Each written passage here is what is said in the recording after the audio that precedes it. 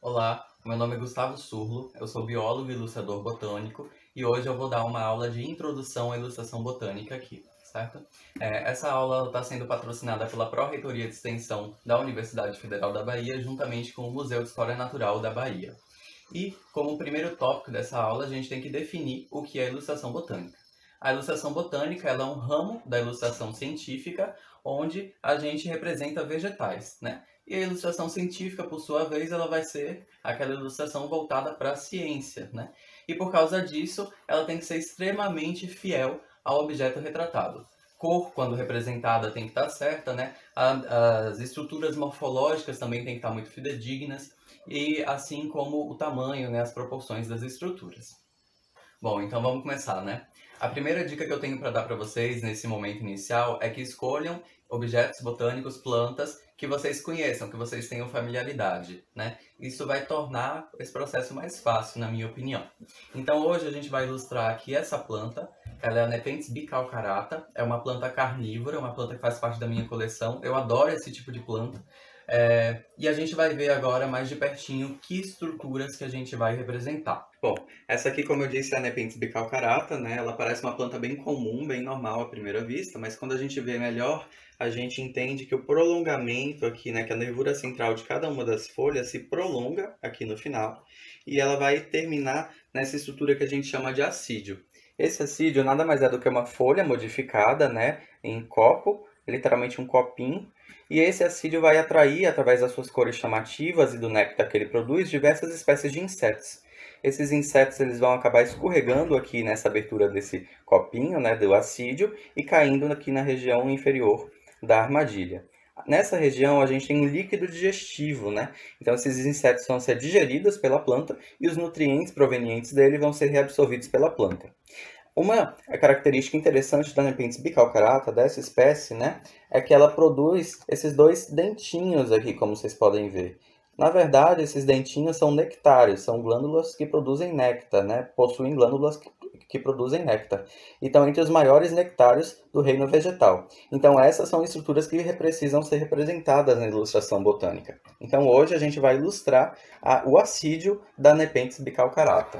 Então, agora que você escolheu que planta você vai ilustrar, eu recomendo muito fortemente que você faça uma ilustração a grafite dessa planta.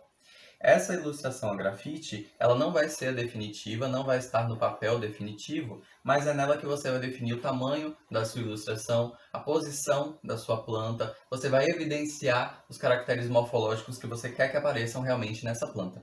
Então, isso aqui é a fase de resolver problemas. Pode parecer um pouco desnecessário, um pouco redundante, mas essa fase quebra o maior galho, assim, de verdade.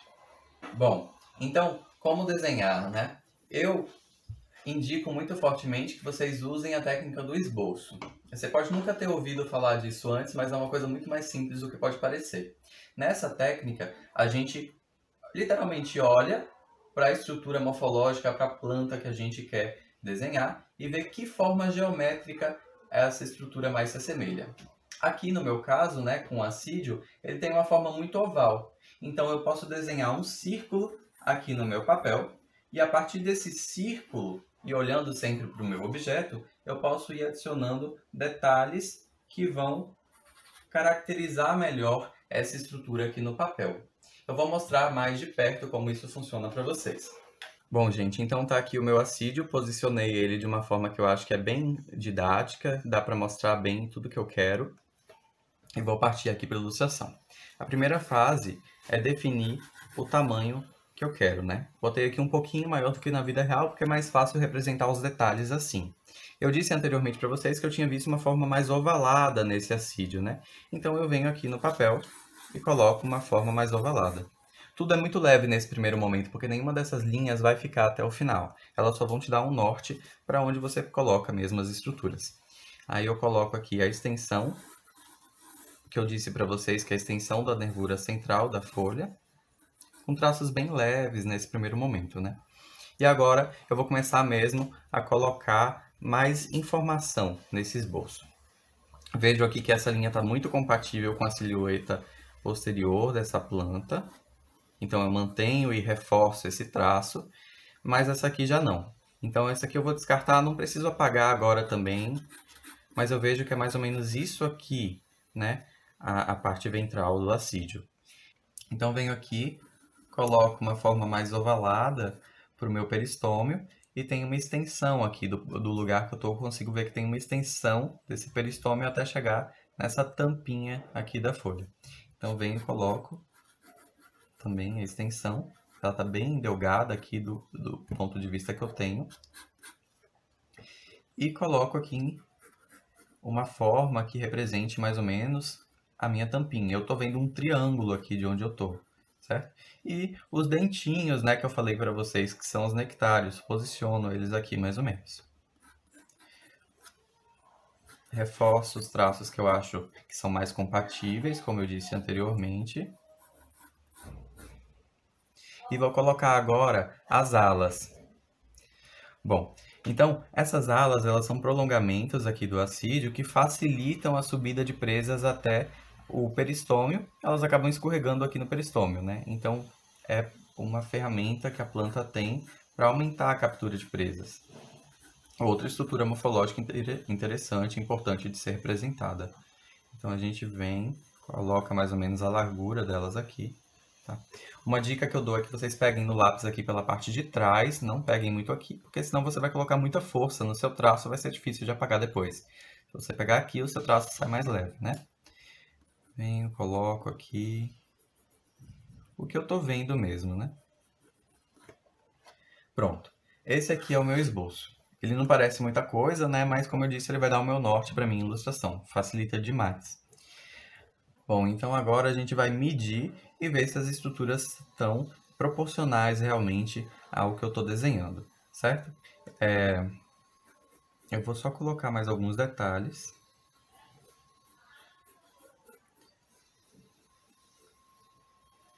E agora eu já posso começar a apagar algumas dessas linhas que não são mais úteis para mim, para limpar esse desenho, para que eu consiga entender melhor o que eu estou fazendo, certo? Então, ó, eu disse para vocês que ampliei esse desenho. Como que eu meço isso em comparação com isso agora? Primeiro eu vou fazer relações no objeto real. Então eu posso vir com um compasso ou mesmo com o meu lápis, ó, e marcar. Esse peristômio, ele vem até aqui no meu lápis. Quantos peristômios cabem aqui no meu assídio total? Então eu vejo 1,5. Então eu faço essa relação aqui também. Aqui está o início e base do meu peristômio. Meço 1 e não deu meio, tá vendo? Então eu tenho que ampliar esse peristômio. Ele estava muito curto. Então venho aqui, meio, vai estar mais ou menos aqui. E a partir daqui eu faço essa modificação, excluo o traço anterior e sigo em frente. Eu faço essas medições para cada uma das estruturas que eu estou vendo e as relações entre elas. Por exemplo, será que as minhas alas aqui estão muito curtas, estão muito estreitas? Para mim está parecendo que sim. Então eu vou e faço mais uma relação aqui. Então a ala, quantas alas cabem no meu peristômio, né? 1, 2, 3, 4. Eu venho aqui a mesma coisa. 1, 2, 3, 4. Então tá certinho, né? A relação das alas para a largura do peristômio tá certa. Então, o tempo todo vocês têm que buscar fazer essas correlações, porque é isso que vai dar a proporção para o seu desenho. Caso você não faça isso, é muito provável que se você vá só pelo olhômetro, né, só pelo olho, alguma coisa saia fora da medida, né, que o seu desenho fique desproporcional no final. E se essa fase inicial do esboço não estiver bem feita, as relações não estiverem muito bem estabelecidas, o seu desenho final não vai ficar parecido, né, com o objeto que você está ilustrando. Bom, e a partir daí vocês vão corrigindo as estruturas que vocês colocaram anteriormente, sempre medindo, certo? Adicionando traços cada vez mais fortes, eliminando os traços mais claros e errados, os que deram base, limpando o seu desenho.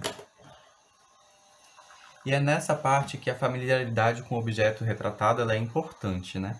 Aqui, por exemplo, vocês conseguem ver essa estruturazinha, né? Esse prolongamentozinho do ápice do assídio. Eu poderia passar batido por isso aqui, né? Ignorar isso, qual a importância, né? Mas isso aqui é um vestígio muito importante, ó, da extensão da nervura central.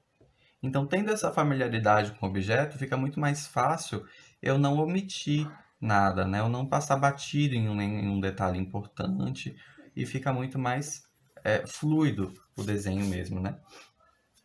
Então, a partir daí, a gente vai colocando cada vez mais detalhes, vai fazendo correções cada vez mais acuradas e a gente pode até mesmo sombrear esse desenho. Essa parte de sombreamento, ela não é tão importante, mas eu recomendo mesmo que a gente faça, porque aqui a gente se familiariza mais com o objeto, né? A gente vê que partes são mais escuras, que partes que têm que ser mantidas mais claras, que parte tem qual cor, né? A gente coloca o máximo de detalhes possíveis nessa primeira ilustração aqui. Como essas estrias, por exemplo, né? Marcar aqui na ilustração a direção que essas estrias presentes no peristômio tomam. Isso vai ser importante lá quando a gente for colorir ela, certo? E assim por diante. Vejo aqui, né? O limite das minhas alas, como elas se comportam no final, e vou apagando os traços velhos que não me servem mais.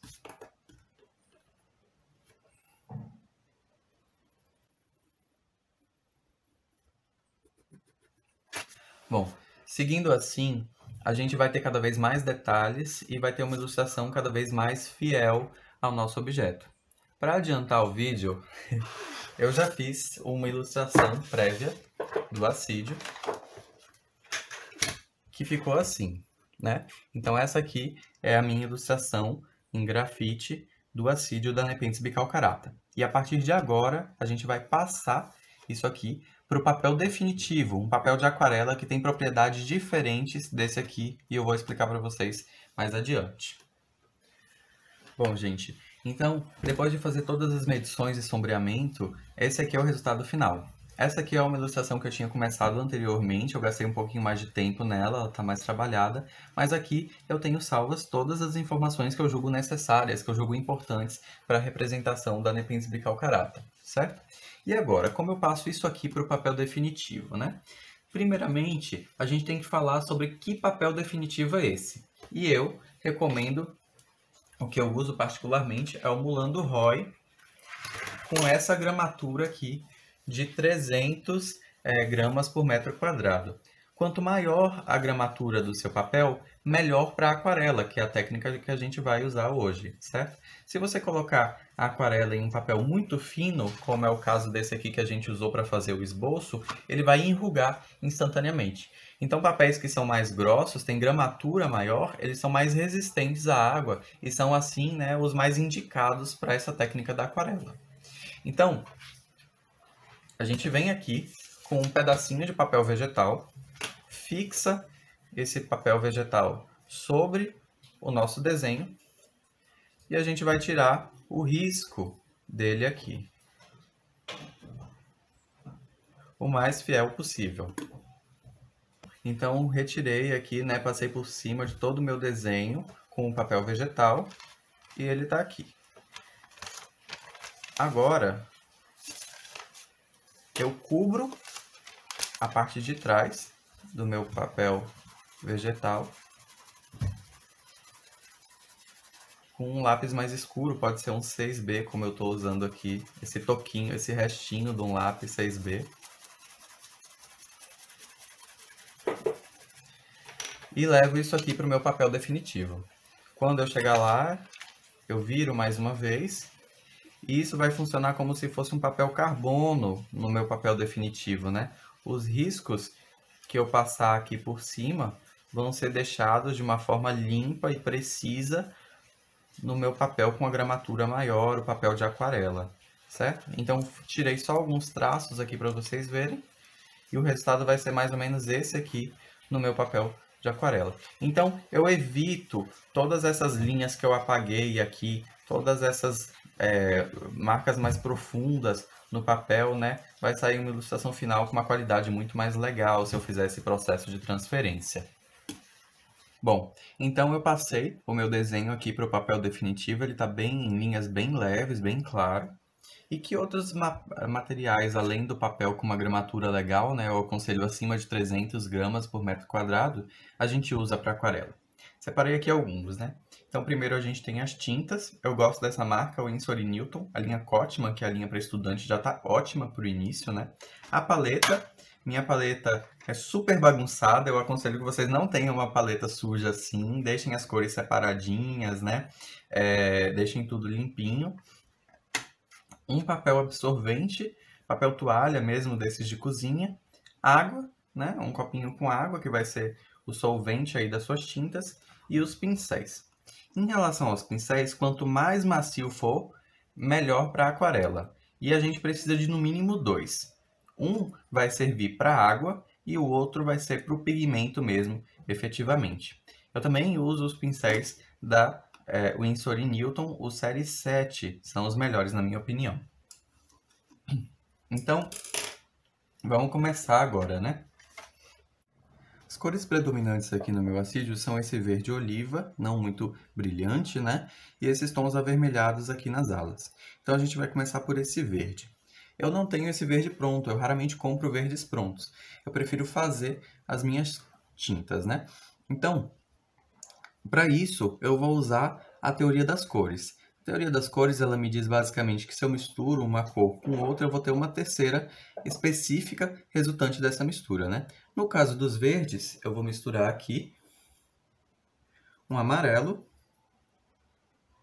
com um azul. Só que vejam que esse verde que eu obtive aqui dessa mistura, ele é muito brilhante, ele é muito elétrico, ele não corresponde ao verde que eu tenho aqui no meu assídio, que é um pouco mais morto.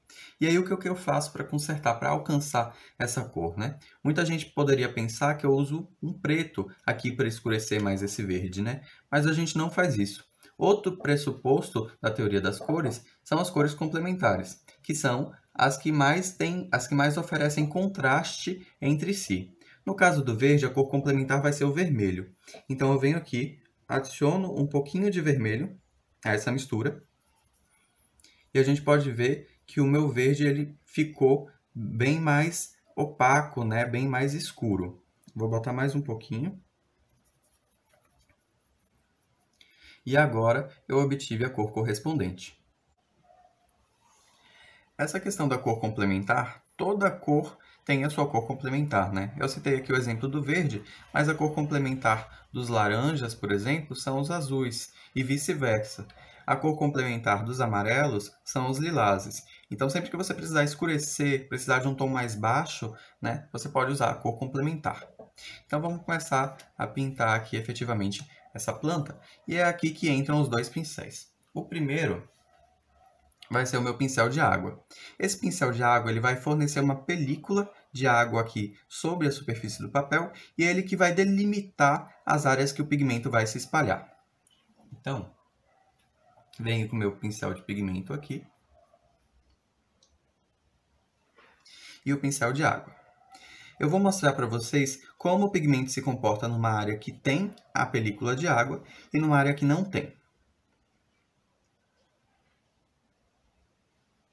Então, cobrir aqui, não precisa de muita, né?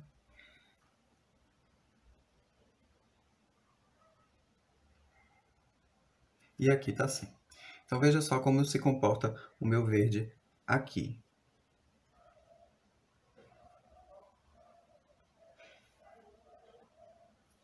Vejam que aqui a tinta tem uma dinâmica muito mais interessante, muito própria. Ela se expande, é muito orgânico. Essa é a grande beleza da aquarela, na minha opinião, né?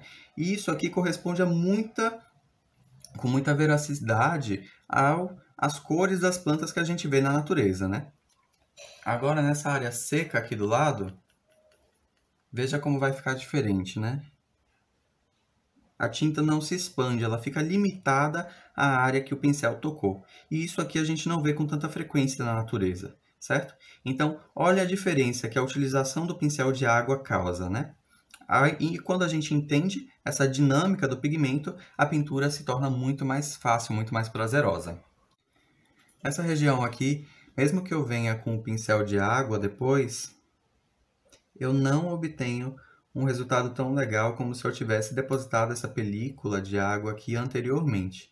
Então, é sempre indicado que a gente use o pincel de água primeiro, né? Antes da deposição do pigmento.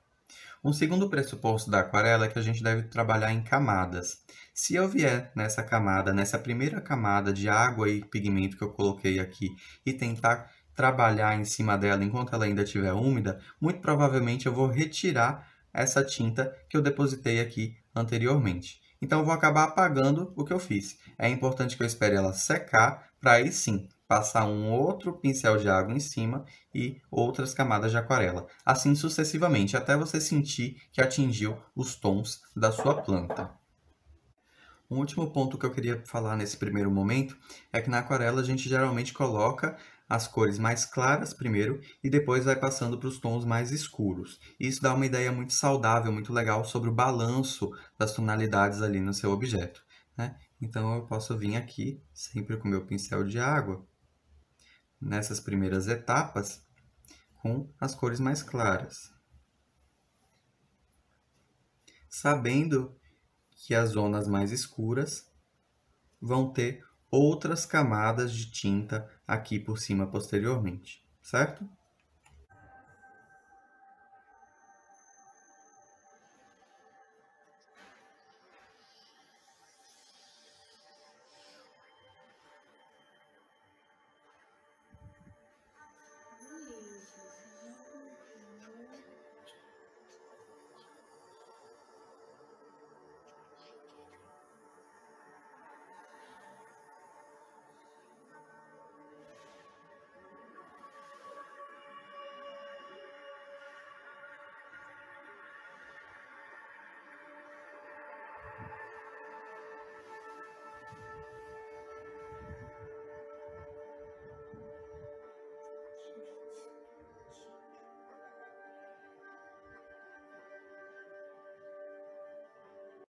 Bom, gente, outra coisa muito importante na aquarela é entender que ela é transparente, é um tipo de tinta transparente. Não é que nem o guache, que é uma tinta totalmente opaca e que vai tampar o que está no fundo, né?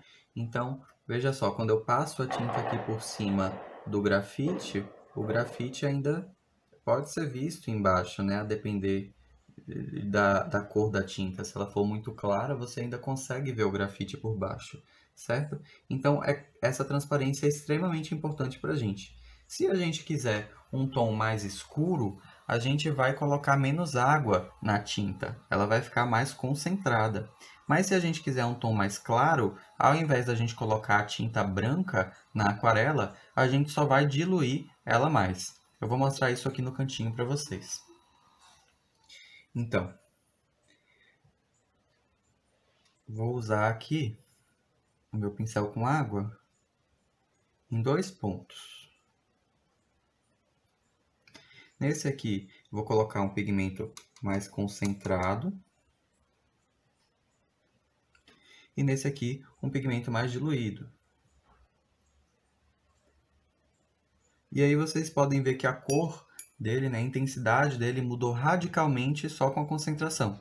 Eu não usei branco aqui, eu só utilizei a transparência natural da aquarela. Então, raramente a gente usa a tinta branca na aquarela, ok? A gente vai se utilizar dessa característica aqui da tinta. O outro ponto deriva desse aqui também, né? Quando a gente quer manter uma área clara, a gente não pode colocar a tinta em cima, porque não vai ter uma tinta mais clara que venha depois. Por exemplo, aqui nas alas da minha Nepenthes, né, eu não posso colocar essa cor mais escura, que é esse avermelhado que eu vejo lá no fundo, aqui sobre as alas, porque senão eu vou perder essa luz nela aqui depois, certo? Eu não tenho uma tinta mais clara que vai vir sobre uma mais escura. Eu sempre tenho que preservar as áreas claras na minha aquarela, certo? Por isso que aqui eu deixei com menos pigmento do que essa parte que está mais sombreada, mais escura aqui. E eu vou fazendo isso repetidamente em todas as partes da planta, através das camadas que eu citei.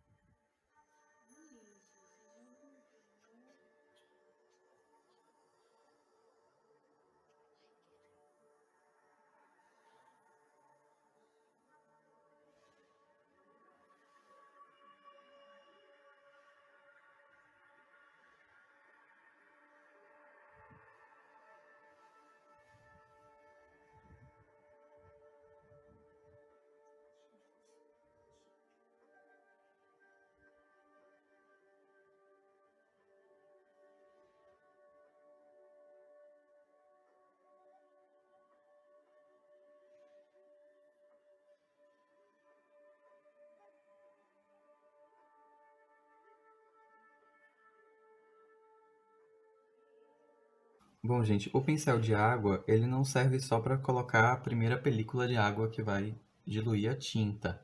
Ele também serve para você guiar o pigmento depois que você já tenha adicionado ele no papel. E isso é especialmente importante para pequenos detalhes. Por exemplo, vamos fazer aqui essas nervuras que estão presentes nas alas ali da Nepenthes, ok? Então a gente vem com o pigmento mais ou menos avermelhado, que eu estou vendo daqui. Vermelho esverdeado, e eu faço a mistura que eu julgar necessária. Venho com meu pincel de água e adiciono aqui a nervura.